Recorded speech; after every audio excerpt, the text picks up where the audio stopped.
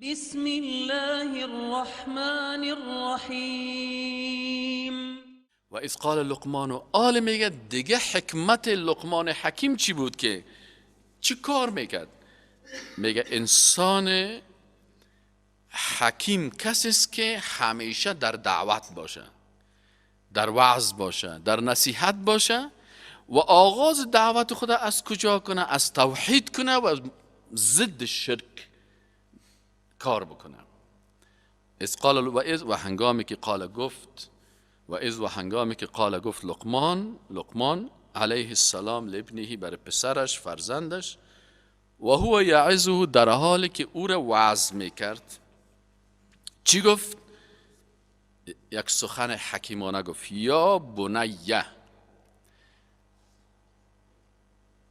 پدرهایی که حکمت دارن فرزند خود با الفاظ شیرین به طرف دین دعوت میکنن، به طرف درس، به طرف تعلیم و تربیه با الفاظ شیرین. چون لقمان حکمت داشت، نگفت که یبنی، او پسر من، نگفت که حال بسیاری کسان میگه او بچه، نه، این نگفت او بچه. اگر کم پدر حکمت داشته باش میگه پسرم، اما اگر بسیار حکمت داشته باشه، باز شفقت زیاد می داشته باشه، باز میگه پسرکم. باز بچهش میفهمه که والا پدر من مرا بسیار دوست داره، از این خاطر این قسم گفت. لقمان همین قسم میگه: یا بنیه، ای پسرک شیرین من، چی نکو؟ لا تشرک بالله، اشکو که در ذات، صفات، افعال، عبادت و اطاعت الله، در این 5 چیز که الله کسر شریک نسازی. این الشرک، یقینا شرک است، لظلم عظیم. ظالم ها زیاد هستن، قاتل ظالم است، اختطافچی ظالم است، لکن از قاتل و اختطافچی کده هم کی ظالم تر است؟ مشرک. به خاطر چی؟ به خاطر ازی که ظلم چی را میگن؟ میگه ظلم وضع شیء فی غیر محلهی، یک چیز را در غیر جایش گذاشتن، این ظلم است. باز اگر این چیز در غیر محلش در اعتقادات میگذاری، بازی عظیم میشه، بازی ظلم چی میشه؟ بزرگ. شرک است، به عوض توحید، به عوض خالق مخلوق میگذاری.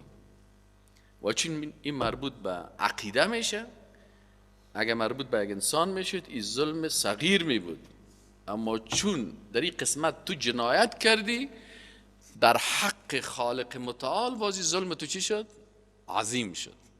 ان الشرک لظلم عظیم. و وصینا الانسان، الله متعال میگه ما امر کردیم و حکم کردیم برای انسان مؤمن،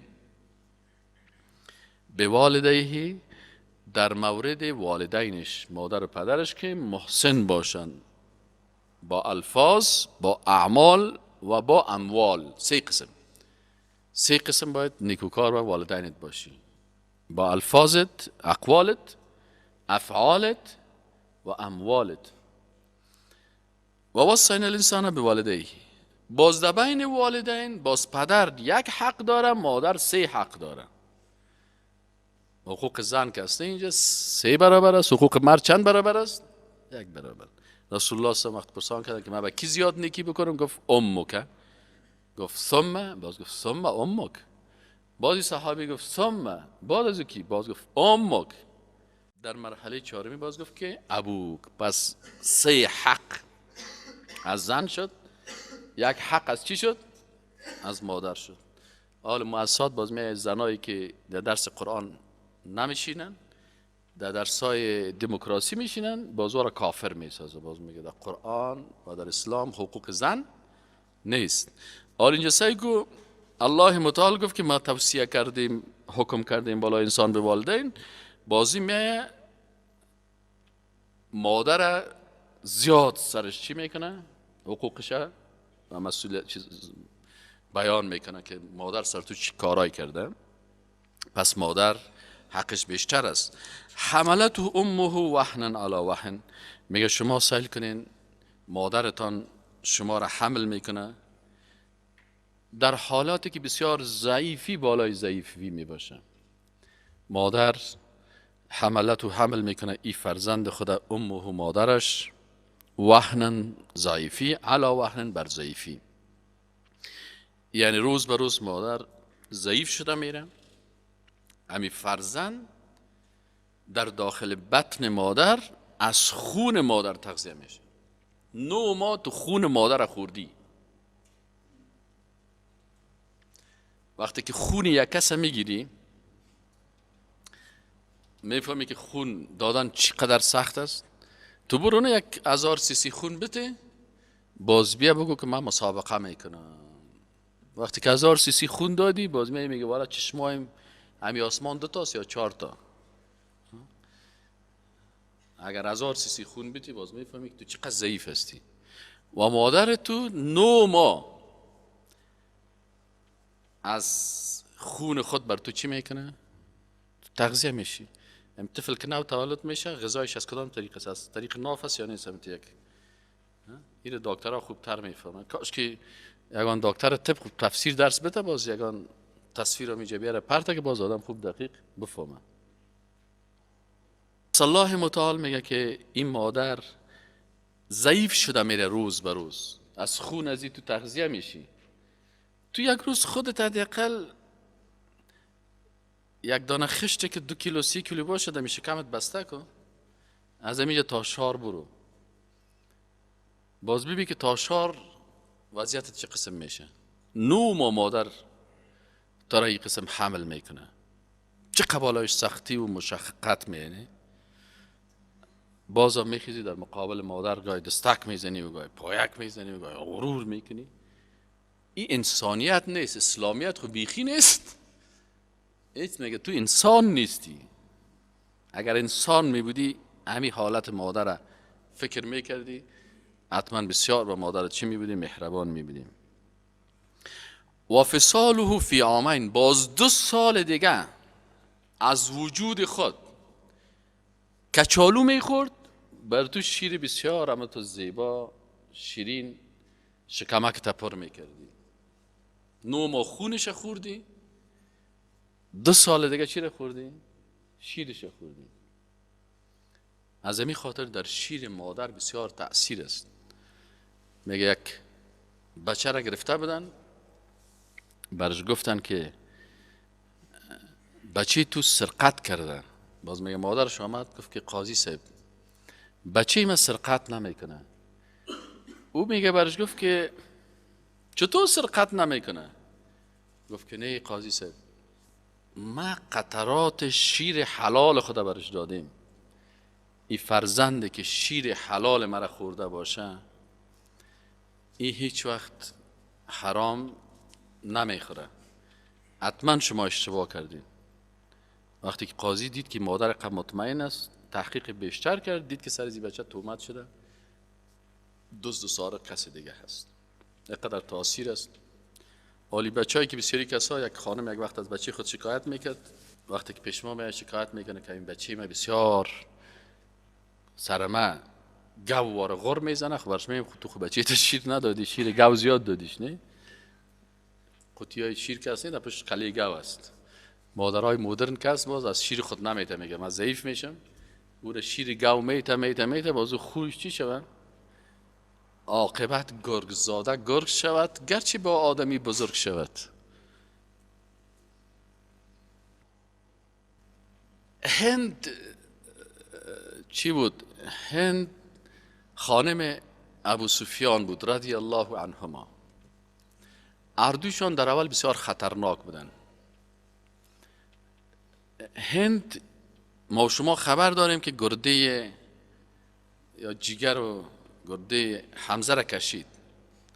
الاسلام یجب ما قبله، در کفر خود هر چی کرد، وقتی باز مسلمان شد رسول الله صلی الله علیه و اسلامش پذیرفت، الله دینش قبول کرد، باز هند مسلمان مرد. ابو سفیان هم در اول بسیار جنگ کرد، لکن پسان باز مسلمان شد و باز در فتح روم چشم خود از دست داد به خاطر دین الله. ما و شما مردم افغانستان همیشه از هر کس اما قصه های منفیش زیاد یاد میکنیم، قصه های مثبتش یاد نمیکنیم. یزید همیشه دو زده میریم، در حالی که یزید دم یک لشکر است که حدیث آمده که سر از اونا رحمت الله میشه. اون لشکری که در روم میره که در اون لشکر چی است؟ امو ابو ایوب انصاری هست که در استانبول فعلا جسدش است.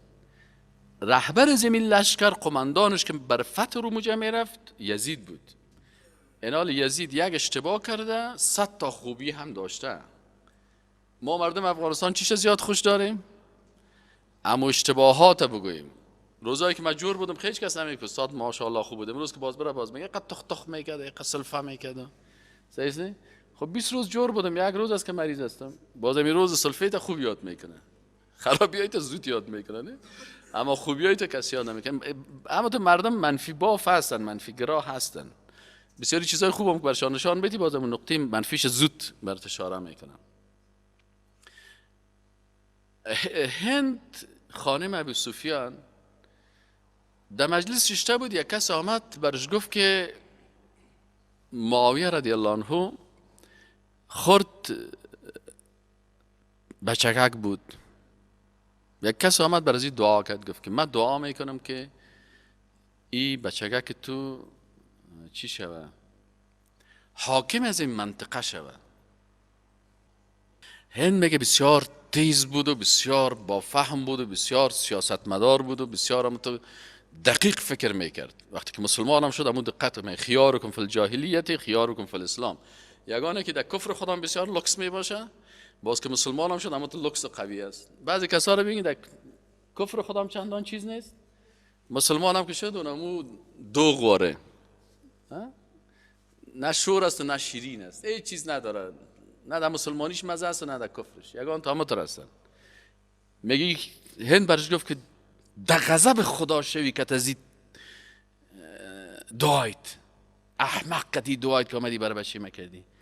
ای برش میگه عالی جناب، آخر برش دعا کردم الله حاکم از این منطقه رو بسازه. گفت خاموش، با این دعای غلطی که تو برازی کردی، من برازی دعا میکنم که ایره الله حاکم زمین بگردانه، در 30 قاره دنیا حاکمیت بکنه. تو آمدی که در این منطقه با یقل منطقوی تو آمدی دعا میکنی، برو گم شو، برای بچه من دعا نکن. دعای مادرش است که پسرم الله تو را چی بگردانه؟ خلیفه زمین بگردانه تو را. و همین قسم هم شد که در زمان معاویه رضی الله عنه وقتی که حسن، ما و شما 5 تا خلفای راشدین داریم، استادای تاریخ ما و شما هم غلط ما رو درس میتن. خب بعضی اوقات نمیفهمن، جغرافیا هم بسیاری وقتا غلط درس میتن.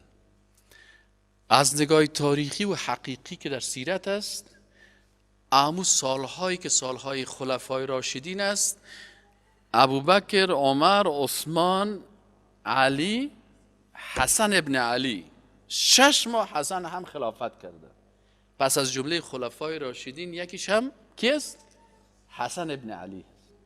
این رو باید ما اعتراف داشته باشیم کیست. و حسن ابن علی رضی الله تعالی عنه یکی از شخصیت‌های مفکر و دانشمند و بزرگی در تاریخ تیر شده و این با فکر و با اندیشه قوی خود تانست که تمام جنگ‌های داخلی را از بین ببره. این بشارت برش رسول الله صلی الله علیه و آله داد و گفت که این نواسی من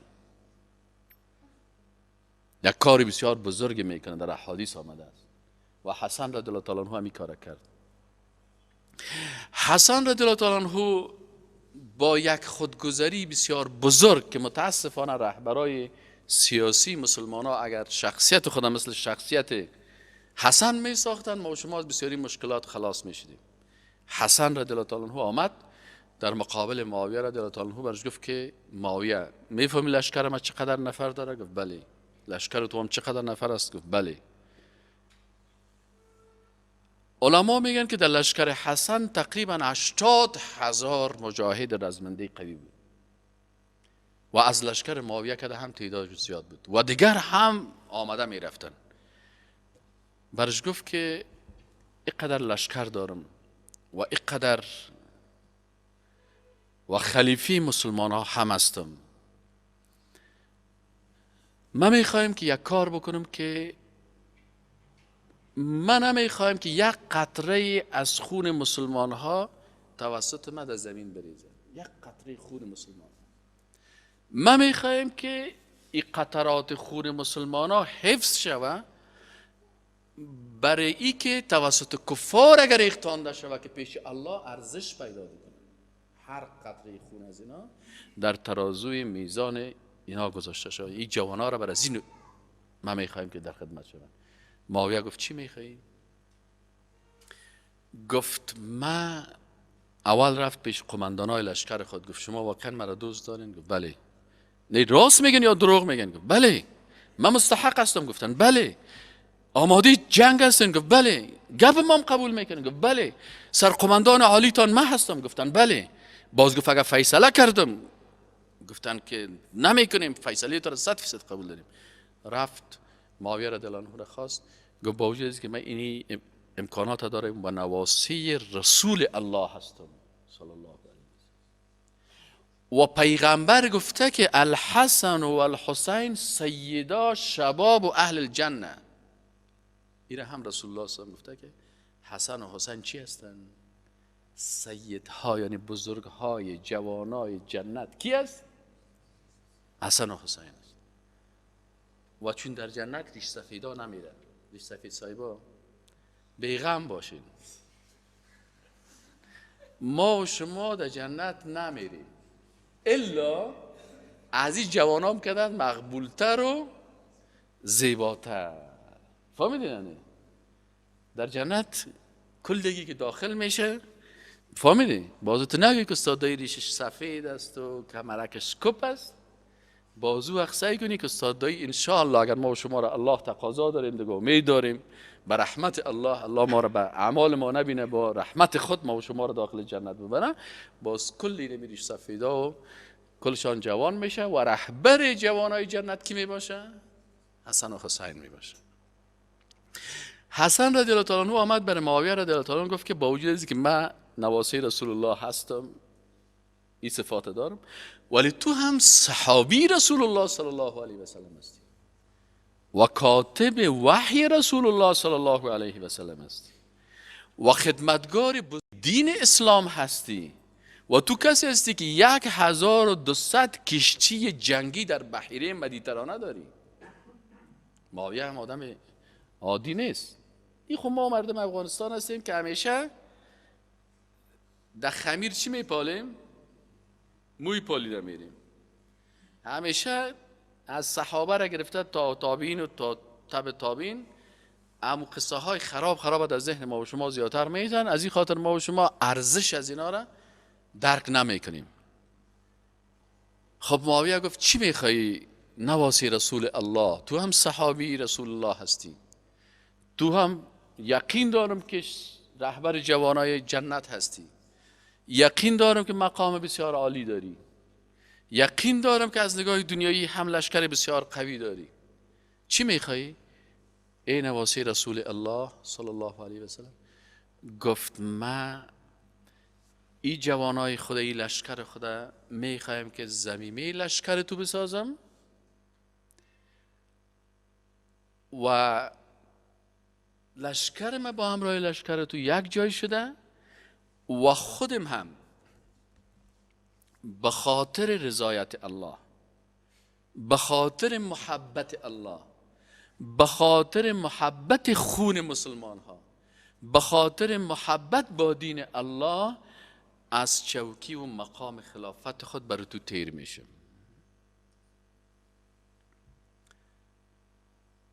اتق الله یا معاویه، بترس از الله معاویه. خلافت برات واگذار میکنم، مقام نمیخوایم، چوکی نمیخوایم، منصب نمیخوایم، وزارت و مشاوریت، هیچ چیز نمیخوایم.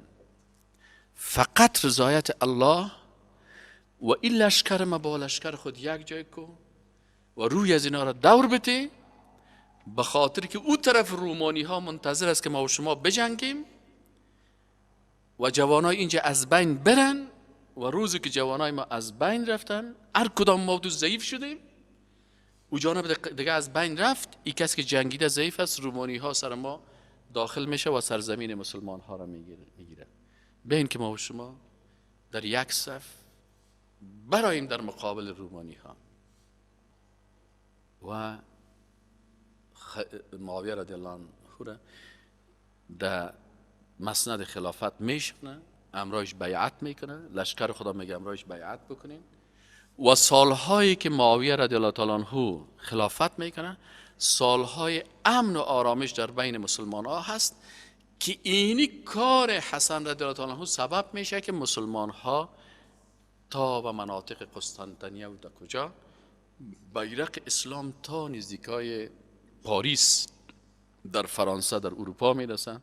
قاره افریقا به یک قاره اسلامی مبدل میشه، قاره آسیا به یک قاره اسلامی مبدل میشه، قاره اروپا تا قسمت های پاریس و نزدیکای پاریس قسمت ها به مناطق اسلامی مبدل میشه و او وقت 3 قاره کشف میشده باشه و بیرق اسلام در 3 قاره جهان در اهتزاز میشه و به چندین میلیون انسان در زمان معاویه رضی الله عنه کلمه لا اله الا الله محمد رسول الله را میگه. کلش از شخصیت عالی این 2 صحابی رسول الله صلی الله علیه و سلم است که هر دویشان به خاطر دین چی میکنن. اینال هند بر از این شخص میگه که من معاویه را میخوایم که چی باشه؟ میخوایم که معاویه بیرق اسلام در جهان بلند کنه. تو اومدی در یک منطقه گپ میزنی، خاک بر دهان تو. این از مادر. کسی که قسطنطنیه را فتح میکنه یک جوان 20 ساله هست. خانه ازیا در مقابل قسطنطنیه هست. مادرش کلکین خانه را کدام طرف جور کرده؟ طرف قسطنطنیه. و بر بچه که خود میگه که بچیم از سن 5 سالگی و 6 سالگی بچیم تو باید اینی منطقه را فتح بکنی که در حدیث رسول الله صلی الله علیه و سلم داخل شوی که بر فاتح قسطنطنیه چی عزتی را رسول الله صلی الله بیان کرده. و از سن 6 سالگی وقتی که بچه میگه من از سن 6 سالگی دمی فکر بودم که چه قسم قسطنطنیه را ما فتح بکنیم. باز شما بخوانین که قسطنطنیه را یا چه قسم فتح میکنن. این موضوع تاریخی است، قصهش دراز است، ما نمیتونیم که کل شبتون بگیم. الله متعال میگه حملت و امه، حمل میکنه این طفل را امه مادرش، وحنن در ضعیفی علی وحنن بر ضعیفی، و فصاله و مدت جدایی است شیرش فی عامین در 2 سال است، یعنی آخر مدتش 2 سال است. انش کرلی ای که ای بنده شکر مرا بکن ولی والدیک و همچنان شکر مادر و پدر بکن. بعد از شکر الله، الله میگه که شکر کی هسته؟ از مادر و پدر است. الی المصیر، و سوی بازگشت شماست. ولی حدود احترام به والدین در کجا هست؟ میگه اگر والدین در چوکات شریعت را حکم میکردن ایره 100% بپذیر. و اینجا هدا که اما اگر مادر و پدرت مردمای بیدین بودن و جهد و تلاش میکردن، سعی و کوشش میکردن الا ان تشرک به ای که تو شریک بسازی بی به ما لیس لک به علم، آنچه را که تو به او علم نداری، باز در قسمت شرک الله فلا تطعهما، باز در عقیده از اونا پیروی نکو. چرا؟ لا طاعت للمخلوق فی معصیت الخالق. لکن با وجود از اینکه مشرک و کافر و بیدین هست، از نگاه اخلاقی صاحبهما و مصاحبت و اخلاق خوب بکو به همراهشان فی دنیا، در مسائل دنیوی معروفه به شکل نیکو. لکن و تبع، متابعت بکو سبیل راه من، کسی را که انا به الی رجوع به طرف ما داره، ثم الی مرجع کن، سپس الیه به طرف من هست، مرجعکم بازگشت شما، فانبئکم بما کنتم تعملون، باز شما را خبر میدم از آنچه که شما عمل میکنین. آل لقمان حکمت های خود برای فرزند خود انتقال میده. اول از توحید شروع کرد، فرزند خود فهمان که توحید چی است و شرک چی است. برای بچه خود فهمان که توحید اول توحید ذات است، باید در ذات الله کس را شریک نکنی. دوم توحید صفات است که صفات الله را به مخلوق نتی، صفات عالم الغیب الله را به مخلوق نتی، صفات رقیب الله را به مخلوق نتی. توحید در افعال است، خلق کننده الله هست، مخلوق خلق کننده نساز. روزی دهنده الله هست، مخلوق روزی دهنده قرار نتی. شفا دهنده الله هست، مخلوق شفا دهنده قرار نتی. توحید در عبادت است، رکوع و سجده و نذر و ذبح حیوانت فقط برای الله بکو، به نام الله بکو، در این کسی را شریک نساز. و پنجم قسمش در قانون توحید است، توحید سیاسی که بغیر از شریعت الله قانون انسانی را به عوض شریعت الله نپذیر. اینال لا تشرک بالله اول نصیحتش بود. دومش چی هستن؟ برش میگه که یا بنیه، باز لفظ شیرین میگه، ای فرزند دلبند من،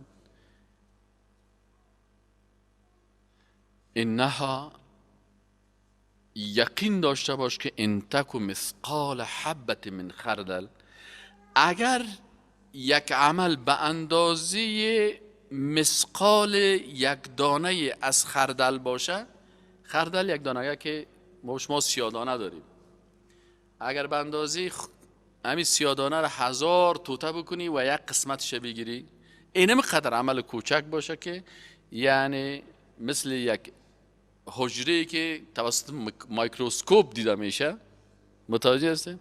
اما یک عمل اگه تو داشته باشی که به شکل یک مخلوق یک حجروی باشه که توسط میکروسکوپ دیده میشه، میگه اگر مترام یک عمل تو بکنی، فتکن باز امی عمل تو باشد در کجا؟ فی صخرة، در بین یک سنگ بزرگ باشه، او فی السماوات، یا در این سنگ که در بین از امی عمل تو کوچک تو است، ای در آسمان باشه، در آسمان ها، او فی الارض، یا در زمین باشه، یأتی به الله، الله اونمو عمل تو را حاضر میکنه در مقابل تو.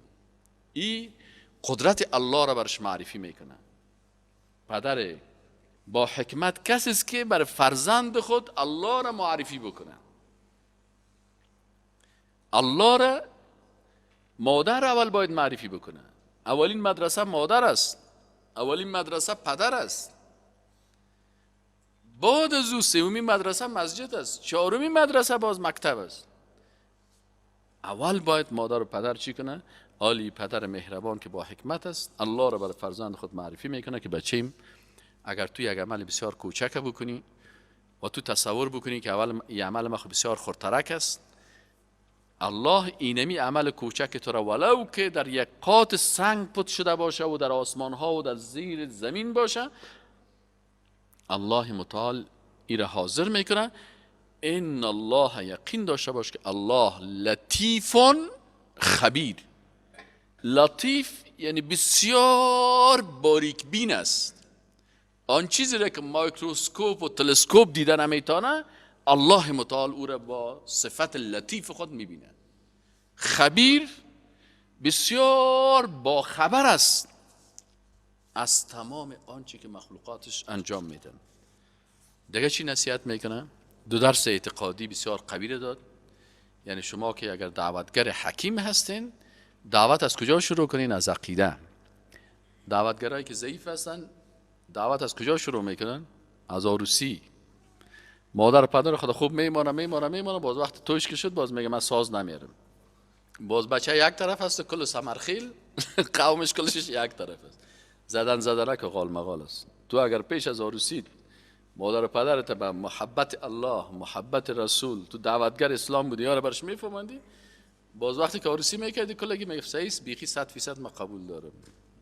بسیاری شوهرها از خانم خدا هیچ نمیفهمانه که حجاب فرض است، است کلان چادر میخره بازی خانه میشه کلوله میکنه اوسو میپرته باز چوب میگیره در جانش زدن نکس. حکمش بفهم محبت اول از عقیده شروع کن. یعنی حکمت چی است؟ اول درس باید از کجا باشه؟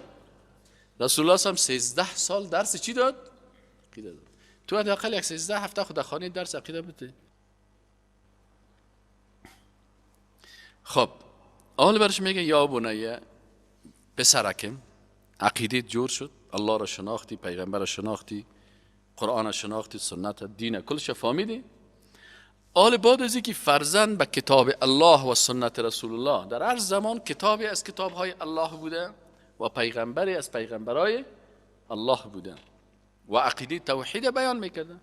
وقتی که عقیده درست فهمیدی آل شروع کو به بخش عملی بدنی عبادت، بخش فکری و اعتقادی رو یاد گرفت.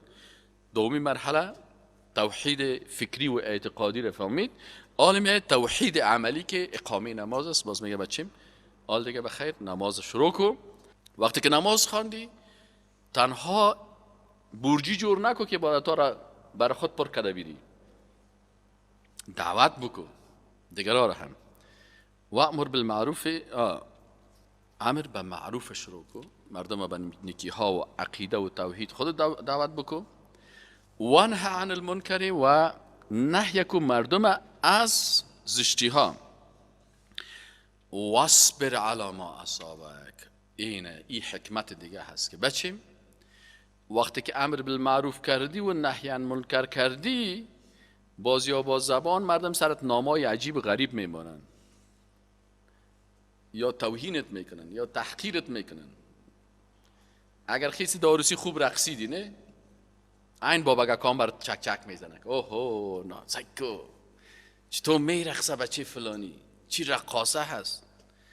اما اگر اموجه یک گپ توحیدی گفتی یک دعوت کردی باز کل لگی سر تو دیگه والله بچه از جام افراطی شده میگن بازی گپ رو برد اوهو باز که اگر یک ذره قارش کم بود خب میگه افراطی شده.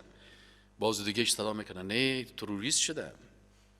دیگه نه ای وهابیگاکا نو پیدا شدن. آل لقمان برای بچه خود میگه که وقتی که دعوت کردی به طرف امر بالمعروف و نهی از منکر کردی حتما یا مصیبت زبانی یا مصیبت فیزیکی برای تو چی میشه؟ از این خاطر بعد از امر بالمعروف و نهی از منکر گفت واصبر علی ما اصابک، حتما بر تو مصیبت میرسه. این سنت الهی هست. در یک جایی که بری وقتی که رفته امامت قرار که داخل شوید در مجلس کلگی میه الله استاد السلام علیکم که خوب هستین استاد در کارتتان خب ما 6 نفر را نوشته کرده بودیم، مادر اولادا را میآوردی، کل فامیلت را میآوردی، در هتل میآوردی، پیشروی می سازنده کس چوکی بر شما گرفتیم. اینال تا او وقتی که برات بسیار کلگی توصیف میکنه پشین که استاد آمده بفرمایین اله کامرامین بدم. اگه باز خیسی دموج یک 4 کلمه گفتی که برادر در کلمه ما تعهد کردیم که بغیر از ذات الله کس را عبادت نمی کنیم، بغیر از شریعت الله کسی دیگر قانونش قبول نداریم و طریقی عبادت ما نکاح عبادت است، سنت رسول الله صلی الله علیه و آله باید طریقی ازی به طریقی رسول الله صلی الله علیه و آله باشه، ایساز و رقص اختلاط نباشه. یک دفعه صاحب دیگه باز در خانه مرد چی شد؟ اینجا لقمان میگه که واصبر علی ما اصابک. حالا باز کس چیزی گفت دعوتگر باید تو باشه که در این گوشش گپ مدرای در این گوش دیگه گپ مبرای. یکی فیسبوک به نام استاد دایی جور میکنه. من نه فیسبوک دارم و نه فیسبوک بازی خوشم میاد. یک چند تا فیسبوک ها کلش از به نام استاد دایی. یکی دیگه را ببینید که در تلویزیون امریکا شیشته که استاد دایی که است خود استاد پوانتون میگیره به این معنا که نیست.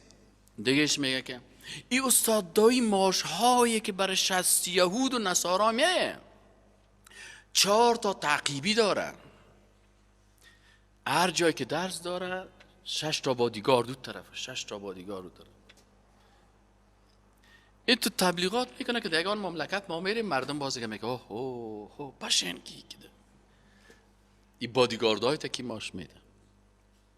بله بادیگارد هر مسلمان یک بادیگارد پیش روی ماست، یکی هم در پشت سر ما. ملائکه الهی هست، یکی دیگه شانه ماست، یکی دیگه بس ماست. اینا وقتی که تو دعوت شروع کردی در اینجا خود دلشان یخ نکرد. این در امریکا هم خیسته 20,000 30,000 دلار مصرف میکنه 1 ساعت برنامه سر کی؟ سر فلانی. لقمان میگه که سر از این گپا رای نزن، واصبر علی ما اصابک. اگر یک دو به خاطر الله شنیدی، یک نام به خاطر دین الله سرت مانده، یک قسمت سرت خون شد به خاطر دین الله، به مو اندازه تو به کی نزدیک میشی؟ به رسول الله. چه وقت میتونی به رسول الله صلی الله علیه و آله نزدیک شوی؟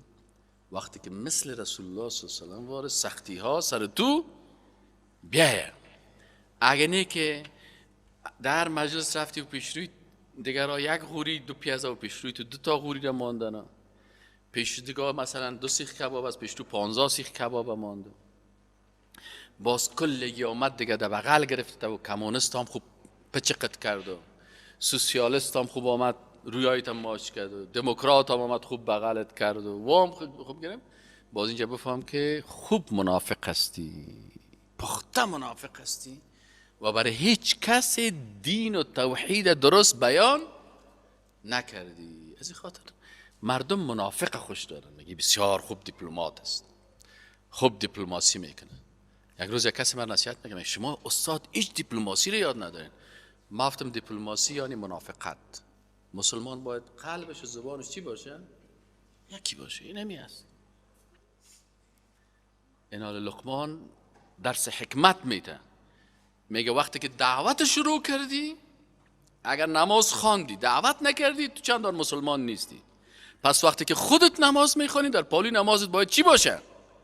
امر بالمعروف و نهی عن المنکر. اگه گفتی نه انا امر بالمعروف میکنم خود نهی از منکر نمیکنم، میگه نه تو حکیم نیستی، خودم بازی میدی. امر بالمعروف بکن، چی بکن؟ نهی از منکر بکن. و وقتی که اردوی زیر کردی باز بر تو چی میرسه؟ مصیبت میرسه. واصبر علی ما اصابک. باز در فرزندم بچه که لقمان برای بچه خود میگه این گپا را خوب در یاد داشته باش. حال یگان تو هست اگر یک کسی یک کلمه گپ گفتشه یک روز میگه این ریش اوه استاد جان این ریش تو خو با قبضه نرسیده، این به قبضه خودم خواست اگه نه قبضه دست از قدر است، نه بازی که تو میگن او برادر به قبضه خودم اینه شده دیگه بس از دیگه. نه استاد والا من انتقاد سر ریشتون دارم، خودش ماشاءالله این قریشه مونده.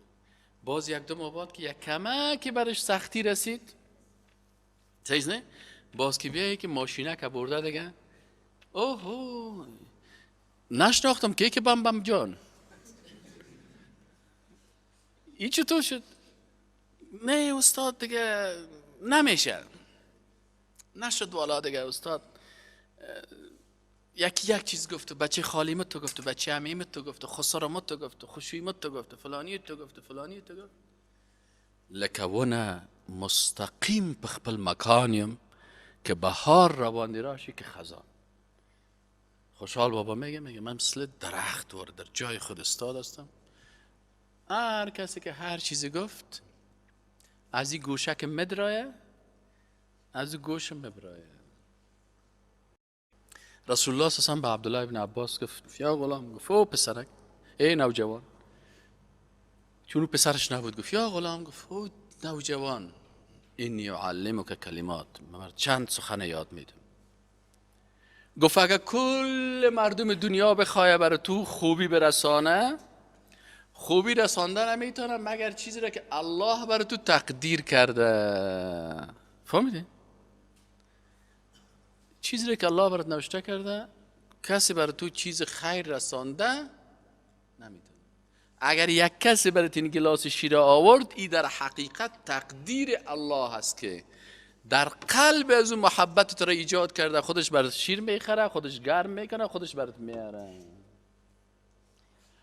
اگر کل مردم دنیا بخواه بر تو ضرر برسانه، ضرر رساندن نمیتونه مگر چیزی را که الله برای تو چی کرده؟ مقدر کرده. الله را فراموش نکو. رفعت الاقلام، قلم هایی که تقدیر نوشته میکردن خشک شد، برداشته شد، دیگه تقدیر تو اثر دیگه نوشته نمیشه. جفت الصحف، کتابایی که تقدیر تو نوشته شده و چی است؟ خشک شده. میگه از رفته قلم هیچ دیگرگون نشود و از خوردن غم بجز جیگر خون نشود. گر در همه عمر خیش خونابه خوری، یک ذره از آن چه هست افزون نشود. بسیار ما و شما تپ تلاش میکنیم، لکن آنچه را که الله برات مقدر کرده، اگر یک گلاسه و الله برات در هندوستان مقدر کرده بود، خبر نداری که وقت کتت نشته شدگی در طیاره سوار هستی و دیگر روز میری هندوستان. اگر نشته نشده باشه که سفیر هندوستان هم رفیق درجه یکت باشه، رفته نمیتونی. و در زندگی انسان بسیاری وقتایی رخ میده، اما ما بسیاری وقتا همین حدیث قوی اعتقادی رسول الله صلی الله علیه و سلم است که اگر انسان به این عقیده داشته باشه، یک تابلیت سایکولوژی اسلامی هست که نه از دادن کس خوش میشی و نه از گرفتن کس خفه میشی. و فی السماء رزقکم و ما توعدون، رزق شما در آسمان نوشته هست. یعنی میل چاش من نفهم رزق ما چی نوشته است، نفهم در خانه ما چی است، اگر دفتر برم در دفتر چی است. یک دفعه ببینی که الله متعالی بریاله توفیق داد که بیا تو استادم امروز یک چاش برات یک کرایی بود، نشته که نبود سر خود خم میگیره. اگه باشه میگه این است. این حال گپ سر چی است؟ این گپ سر آجی بریاله نیست. گپ سر چی است؟ که آیا الله برای تو رزق در اونجا نوشته کرده یا نوشته نکرده؟ از این خاطر لقمان حکیم برای بچه خود چی میگه؟ برش میگه که یا بنیه، اول عبادت فکری و اعتقادی. ما و شما 6 قسم عبادت داریم. عبادت فکری داریم، عبادت اعتقادی داریم، عبادت بدنی داریم، عبادت زبانی داریم، عبادت مالی داریم و عبادت قانونی داریم. 6 قسم عبادت است. برش گفت که در عبادت فکری و اعتقادی لا تشرک بالله ان الشرک لظلم عظیم. در عبادت بدنی اقم الصلاه، در عبادت زبانی وامر بالمعروف و انهی عن المنکر. در عبادت دیگه چی است؟ عبادت بدنی باز و زبانی باز. واصبر علی ما اصابک. چرا در عبادت الله که مشغول شدی، یکی از عبادت ها صبر بر چی است؟ مصیبت است. برات میرسه، بر دعوتگر حتما میرسه. دمی اول قرآن ما و شما در سپاری 21 رسیدیم. در کدام قصه ای از قصه های پیغمبرها خواندین که در گردن فلان پیغمبر مردم گل انداخت، برای پیغمبر شیر آورد، برای پیغمبر کباب آورد، برای پیغمبر مردم قومش قالین فرش کرد، عسکرها برش تیار سید و سلام کیت کرد. کلش خواندیم که سنگ میزنیم، اقتلوه، حرقوه، درش بتین، بکشینش، سرش قطع کنین، نمانینش. کلش اینمی است. واصبر علی ما اصابک. اینمی حکمت فهم دعوت پیغمبرها هست. حالا بچین تو که دیندار هستی دعوت میکنی، تو خود در سلسله پیغمبرها حرکت میکنی. وقتی که در راه پیغمبرها میری، در راه پیغمبرها کل چی است؟ خار است، سنگ است، سختی است، بم است، جغل شدن است. این دیگه پا هست. واصبر علی ما اصابک ان ذلک من عزم الامور. حالا برش میگه که اینی کار که دعوت میکنی و باز سرش در سختی ها صبر میکنی، اینی میگه از عزم الامور، یعنی از کارهای انسانهای با عزم است. حالا یاره که کار کردی، دعوتگر و مسلمان و انسان دیندار، فکرش جور شد، عملش جور شد، زبانش جور شد، اخلاقت میگه جور کو بچه. حالا بعضی دعوتگراست توسط اخلاق زشت خود مردم از دین متنفر میسازن. والا از خاطر فلانی من در مسجد نمیرم. چرا؟ والا همین کسی که نماز میده بسیار بد اخلاق است. والا فلانی نفر هیچ ممی خوش ندارم. چرا؟ بد اخلاق است. میگه حکمتی است که تمام ساختارهای اسلامی را در نظر داشته باشه. این کدام ساختار است؟ برش میگه که ولا تصعر خدک للناس، ولا تصعر، میگه متاب. سعر چی را میگن؟ سعر در زبان عربی داء یصیب عنق الابل. میگه یک مرض به گردن شتر که گردندر شد باز میگه کلی خود این تو میگیره. میگه تو کت مردم شتر وار خدا جور نکن، شتر گردندرد واره. یگان تا مردم های متکبر ببینی تو یگان تا را که دید باز روی خدا تو میگیره ایسو اینجا خدا نشانت میتنه که باش تو بیایی باز بگی سلام علیکم. این میگه یکی از بد اخلاقی های زشتی است که از مردم روی تا چی کنی؟